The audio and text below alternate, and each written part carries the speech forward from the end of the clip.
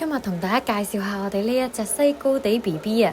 西高地本身成隻公仔咁嘅外表，而且咧佢性格非常之溫順，所以咧係好多香港人選擇嘅小型犬啊。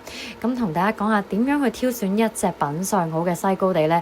首先你要睇下佢隻耳仔，首先耳仔要夠細啦，同埋咧佢耳仔兩邊嘅距離唔可以太窄，個鼻到嘴嘅距離咧唔可以過長。另外咧個鼻頭咧要大過眼睛，嘴套咧同下巴咧要又闊又厚嘅。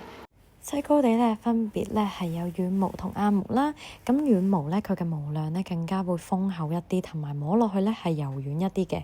而軟毛西高地咧就唔似硬毛咁樣啦，即係唔需要好似硬毛咁樣咧去做一個拔毛，但係咧就要適當去修剪下，幫佢哋整翻個靚靚嘅造型。個外觀咁 Q， 性格又咁黐人可愛嘅西高地 BB， 邊個唔鍾意啊？有興趣嘅朋友歡迎嚟到我哋尖沙咀門市睇睇啊！